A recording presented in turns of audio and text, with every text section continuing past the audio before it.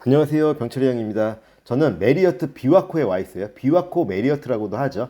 여기서 오늘 달리기를 했고 지금 뭐 깨끗이 씻고 이제 점심을 먹으러 가려고 합니다. 오늘 제가 갈 곳은 메리어트 비와코 호텔 12층에 있는 지 그릴 다이닝이라는 곳이에요. 엘리베이터를 타고 올라가는데 여기는 이 지역의 특산물로 뷔페의 메뉴를 구성하는 걸로 유명한 아주 의미가 있는 식당입니다.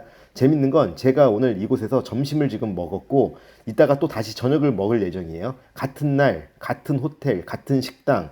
보통 이렇게 생각하죠. 아니, 왜 같은 데를 두 번 가? 저도 예전에는 그렇게 생각했어요. 근데 호텔을 조금 깊게 보기 시작하면 이건 단순히 같은 식당을 두 번 가는 게 아니에요. 오히려 한 호텔의 운영 전략을 가장 빠르게 이해하는 방법일 수도 있습니다. 오늘은 그 이야기를 한번 해보려고 해요. 가볍게 점심 먹고 저녁 먹었다는 얘기가 아니니까 끝까지 들어보셔도 재밌을 것 같아요. 우리는 호텔을 볼 때 어디를 가장 먼저 보나요? 객실을 가장 먼저 볼 거예요. 침대가 어떤지, 뷰가 어떤지, 욕조가 있는지, 욕조가 좋은지, 조식이 맛있는지. 그런데 저는 어느 순간부터 좀 생각이 바뀌었던 것 같아요. 좋은 호텔은 객실보다 식당을 보면 훨씬 더 잘 보이는 경우가 많습니다. 왜냐하면 객실은 한 번 팔면 끝이거든요. 체크인하고 체크아웃하면 끝이에요. 그 하루의 수익으로 종료됩니다.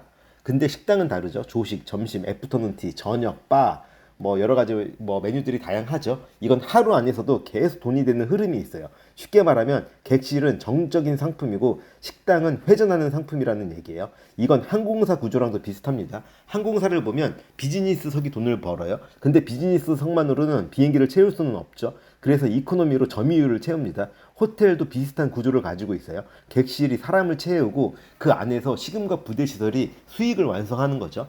특히 이런 리조트형 호텔은 훨씬 더 그래요. 왜냐하면 입지가 애매하기 때문이에요. 도시명 호텔은 다릅니다. 예를 들어 더 리츠칼튼 교토 같은 곳은 주변에 식당이 넘쳐나요. 밖으로 나가도 됩니다. 그런데 이런 리조트형 호텔은 다르죠. 외곽에 있고 휴양지에 있고 주변에 상권이 약해요. 이 말은 뭘 뜻하냐? 고객이 안에서 소비할 확률이 높다는 뜻이에요. 이건 장점이자 리스크죠. 성수기에는 엄청 좋아요. 주말, 여름휴가, 연휴, 객실 가격이 엄청 올라가죠. 점유율도 꽉 차요. 근데 문제는 평일이에요. 비수기 평일. 손님이 줄어요. 객실이 비어 있고요. 호텔 입장에서 가장 무서운 건 빈 객실이죠. 왜냐하면 빈 객실은 영원이거든요. 이걸 막기 위해 가격을 낮춥니다. 그러면 객실 수익은 줄어요. 대신 사람은 많이 들어오죠. 여기서부터 진짜 전략이 시작된다고 볼 수 있어요.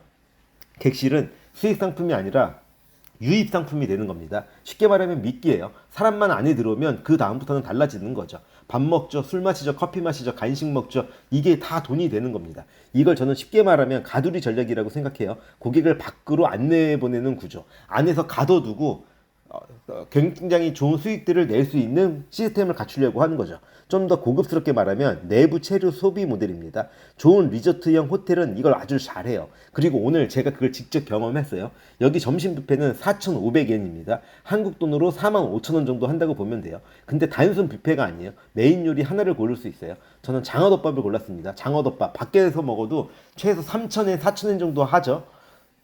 근데 여기선 그 장어덮밥에 뷔페까지 포함해서 4,500엔이에요. 솔직히 이건 꽤 공격적인 가격입니다. 이걸 보면 느껴져요. 아, 이건 식당 자체 마진보다 고객 만족을 우선하는 구조구나. 왜냐하면 고객이 여기서 만족하면 저녁에 다시 또 올 가능성이 생기니까요. 실제로 제가 그랬습니다. 그리고 여기서 만족하면 굳이 멀리 수고로움을 이기고 밖에 나가서 식사를 하지 않을 거예요. 그러니까 고객이 오면 호텔 내부에서 모든 것을 할 수 있게끔 메리트를 주는 겁니다. 그리고 저는 메리어트 플래티늄 멤버라 조식 쿠폰 2장이 있었어요. 보통 사람들은 이걸 아침에 쓰죠. 근데 저는 아침을 잘 안 먹어요. 오히려 늦잠 자고 여유 있게 점심 먹는 걸 더 좋아합니다. 이 쿠폰으로 점심을 대체할 수 있었어요. 즉 저는 사실상 무료로 장어덮밥과 뷔페를 먹은 셈이 되는 거죠. 이건 고객 만족도가 엄청 높죠. 근데 호텔 입장에서도 손해가 아니에요. 어차피 조식 비용으로 나갈 걸 점심으로 돌린 것 뿐이니까 오히려 점심 회전율을 높일 수 있어요. 이건 꽤 영리한 운영입니다. 그리고 원래 저는 내일 체크아웃 전에 남은 한 장을 쓰려고 했어요. 근데 생각해보니까 내일 아침 급하게 먹는 것보다 오늘 저녁에 쓰는 게 더 좋겠더라고요. 그래서 다시 왔습니다. 저녁은 7,000엔이에요. 점심보다 2,500엔 비싸죠. 근데 여기서 쿠폰을 적용하면 4,500엔이 또 빠집니다. 차익만 내면 되는 거예요. 2,500엔. 거기에 저는 메리어트 플래티늄 멤버라고 20% 추가 할인을 해줘요. 그리고 3,500엔짜리 음료 패키지가 무료예요. 와인, 샴페인, 맥주 다 무료입니다. 결국 제가 실제로 낸 건 2,000엔이에요. 근데 여기서 오미규 스테이크를 먹었습니다. 오미규 이 지역의 대표 와규죠. 생각해보세요. 2,000엔으로 오미규 스테이크 뷔페 술까지 이건 사실 밖에서는 성립이 안 됩니다. 근데 여기서는 성립해요. 왜냐하면 호텔은 단순히 한 끼의 맛만 보는 게 아니기 때문에 그래요. 총 소비를 보는 거죠. 이 손님이 객실에서 얼마를 썼고 식당에서 얼마 썼고 술에서 얼마 썼고 다음 방문 가능성이 있는지 전체 생애 가치를 보는 겁니다. 이게 좋은 운영이라고 봐요. 그리고 이런 구조는 F&B가 강하지 않으면 절대 나오지 않는 구조죠. 맛이 없으면 사람이 밖으로 나가죠. 가격이 비싸면 역시 밖으로 나갑니다. 분위기가 별로면 또 밖으로 나가요. 그 순간 호텔 내부의 소비 구조는 무너지게 되는 거죠. 그래서 리조트형 호텔에서 식당은 부대 시설이 아닙니다.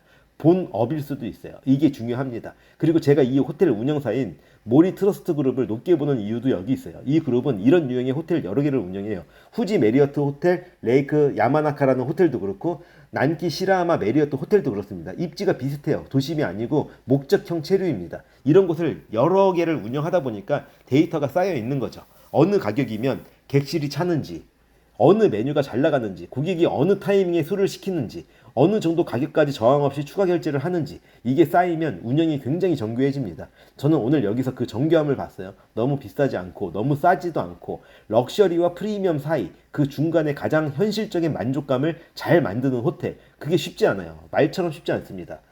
좋은 호텔은 방만을 잘 만드는 게 아니에요. 좋은 호텔은 시간을 설계합니다. 그리고 더 좋은 호텔은 고객을 머물게 만들죠. 오늘 저는 같은 식당을 2번 온 게 아닙니다. 한 호텔이 고객을 어떻게 붙잡고 어떻게 만족시키고 어떻게 수익을 완성하는지를 경험했다고 볼 수 있어요. 그래서 저는 이런 호텔을 높게 평가합니다. 호텔을 볼 때 객실만 보지 마세요. 식당을 보세요. 거기에 이 호텔의 진짜 전략이 숨어 있을 수도 있습니다. 근데 사실 저는 이런 걸 볼 때 항상 호텔 이야기로 끝내지는 않아요. 왜냐하면 이런 구조는 작은 비즈니스에도 그대로 적용할 수 있기 때문입니다. 예를 들어 볼게요. 저도 작은 매장을 하고 있어요. 어떤 매장들마다 손님이 들어오게 만드는 상품이 있고 들어온 손님이 더 오래 머물게 만드는 상품이 있습니다. 그리고 특별히 마진을 많이 남길 수 있는 구조의 상품이 있죠. 이 구성과 설계를 잘 해야 돼요. 카페도 그렇죠. 커피 한 잔 팔아서 돈 버는 게 아니라 그 공간에 오래 머물게 하면서 디저트와 추가 소비를 만드는 구조, 그리고 나갈 때 선물용으로 사갖고 가게끔 할 수 있는 구조, 이런 것도 다 전략이에요. 좋은 브랜드는 항상 첫 판매보다 2번째, 3번째 소비를 설계하죠.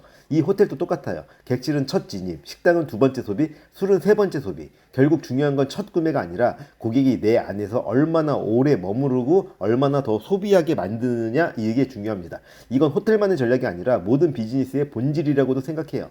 오늘 저는 밥을 2번 먹은 게 아니라 좋은 운영이 어떻게 고객을 설계하는지를 봤습니다. 앞으로 병철이형 채널에서는 이렇게 호텔, 브랜드, 공간, 비즈니스, 그리고 소비의 구조를 계속 읽어보려고 합니다. 단순히 좋은 곳을 가는 게 아니라 왜 좋은지, 왜 사람들이 돈을 쓰는지 그 구조까지 같이 한번 알아볼 수 있으면 좋을 것 같아요. 다음 영상도 기대해 주세요.